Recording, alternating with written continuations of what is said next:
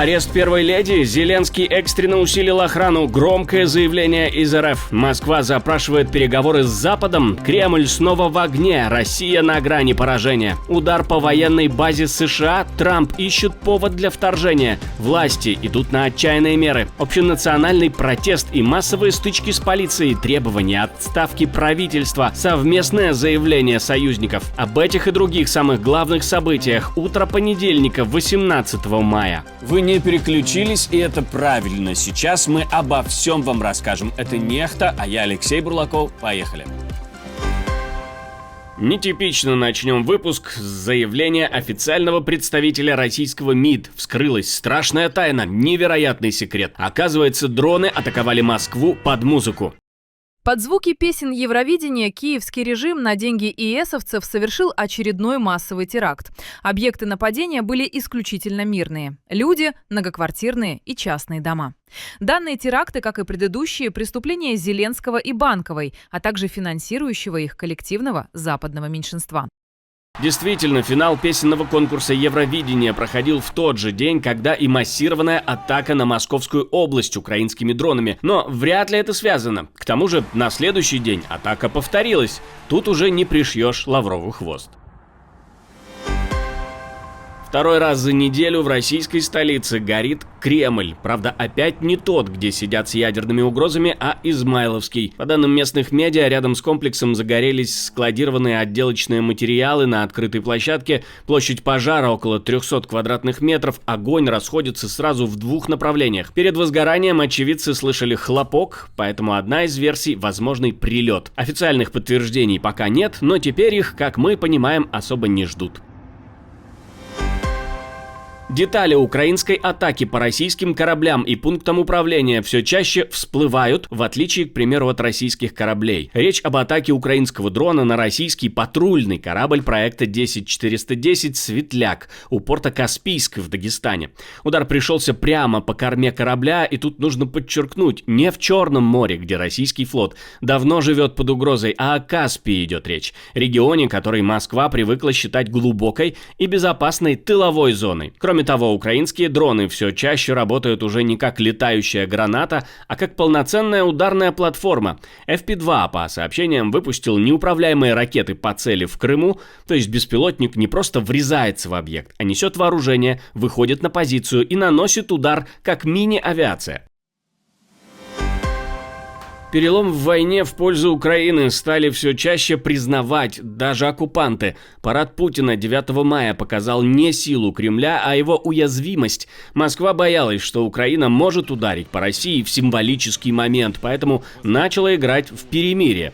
Но Киев сам решил не атаковать, и это важная разница. Украина уже не просто отбивается, а выбирает, когда и куда давить. По НПЗ, портам, заводам, ракетным предприятиям или даже по объектам в районе Москвы. И очень странно в этой ситуации слышать, что Кремль собирается заканчивать войну. Кроме того, кремлевские чиновники раскрутили это так.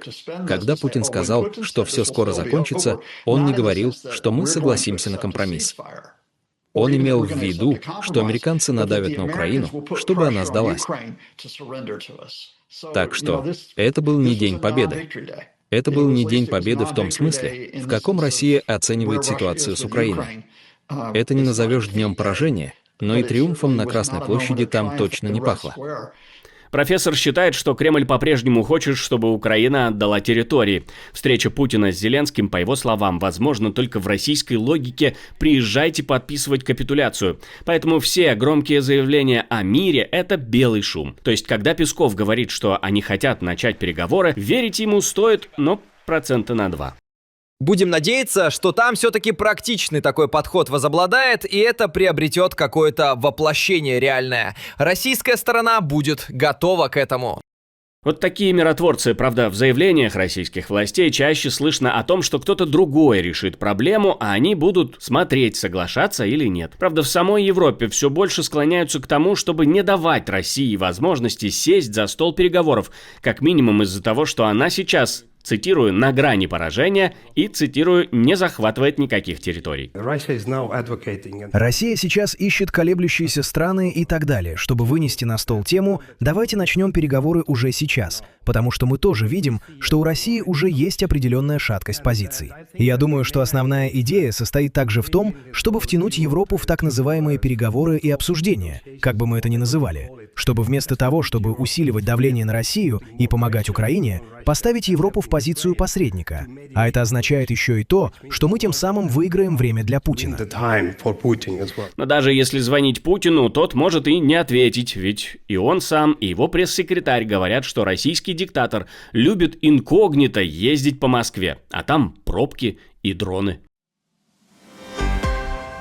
Елену Зеленскую могут арестовать. НАБУ и САП собрали основания для ареста. Ключевое здесь это источник. Это не заявление НАБУ, не сообщение САП, специализированной антикоррупционной прокуратуры, не решение украинского суда. Это версия российских силовых структур, переданная российским государственным информагентством. То есть ровно та среда, где такие истории часто работают не как новости, а как информационные атаки. Ударить по семье президента, связать это с делом Ермака и создать ощущение, будто украинская власть разваливается изнутри. На фоне ареста экс-главы офиса президента по делу об отмывании денег такой сюжет выглядит особенно удобным для Кремля. Реальное дело против Андрея Ермака пытаются расширить до максимально токсичной картинки. Следующая первая леди. Но, конечно, российские медиа же никогда не врут, как думаете?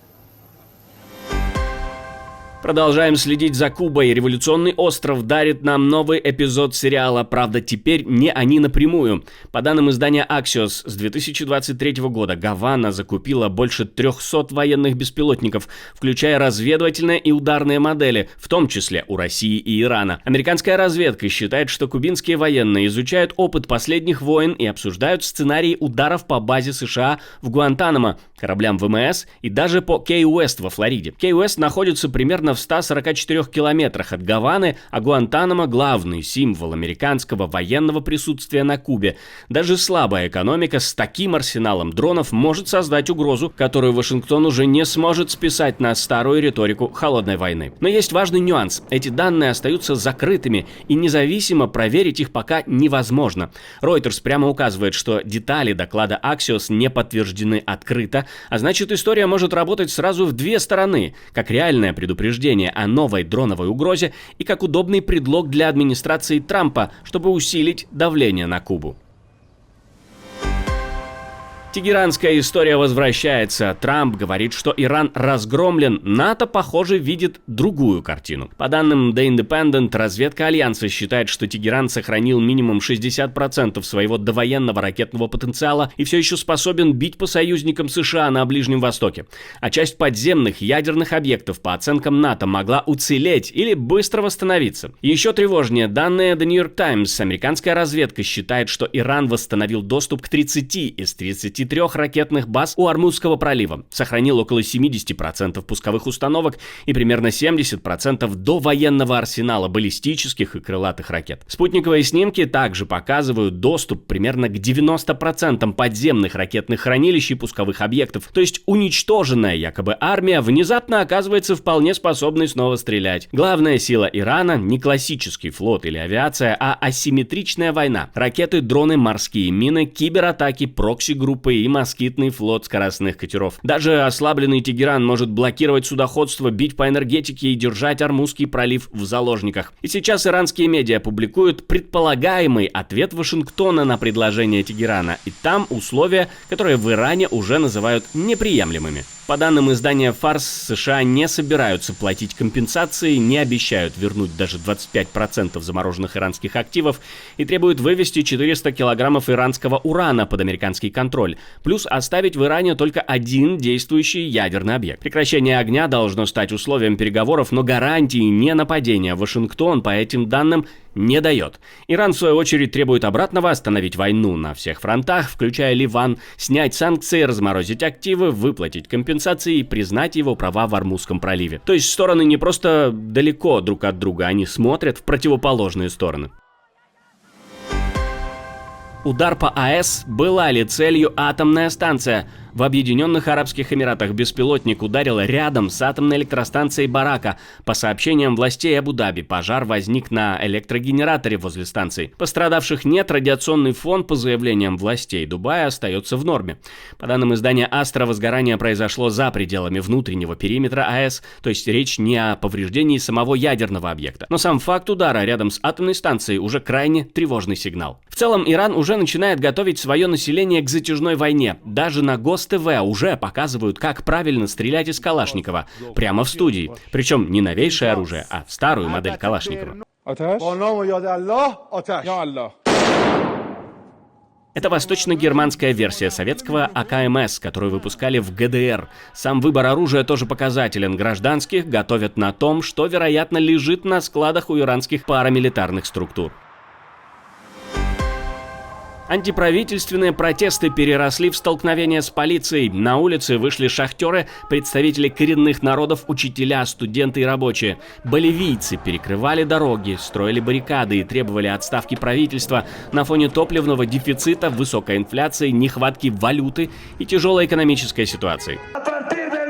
С сегодняшнего дня объявляется мобилизованная, бессрочная, общенациональная забастовка. До тех пор, пока правительство не выполнит требования народа. А если нет, пусть катится домой, черт возьми. Полиция применяла слезоточивый газ, протестующие отвечали камнями и коктейлями Молотова, задержаны 57 человек. Власти заявляют, что из-за перекрытых дорог 3 человека умерли, потому что не смогли вовремя добраться до больниц. Теперь правительство выводит 3500 военных и полицейских, чтобы расчистить дороги и восстановить поставки еды, лекарств и кислорода в больницы. Как возможно, что сегодня в Эль-Альто проходит собрание и все их требования сводятся к тому, чтобы повысить зарплаты и не работать? Послушайте, если вы хотите повышения зарплат, сначала нужно создавать рабочие места. Поэтому я сказал им с уважением: не приходите с требованиями, приходите с планом работы. Кризис уже вышел за пределы Боливии. Парагвай, Аргентина, Чили, Перу, Эквадор, Коста-Рика, Панама и Гондурас выступили с совместным заявлением и поддержали правительство Родриго Паса. Но проблема глубже, чем баррикады. Когда в стране нет топлива, цены растут, валюты не хватает, а люди перекрывают дороги, это уже не просто протест. Но вся мораль тут в том, что кому-то, может, пора взять пример и заявить о своем недовольстве. Как думаете, кому? Пишите в комментарии. Ничто человеческое не чуждо и Папе Римскому. Он внезапно попал в интернет-тренды. В соцсетях разошлось видео, где группа молодых людей в Ватикане учит его вирусному жесту Six Seven и популярной онлайн-фразе. Понтифик повторил движение и сорвал аплодисменты. Ватикан идет в ТикТок, как думаете?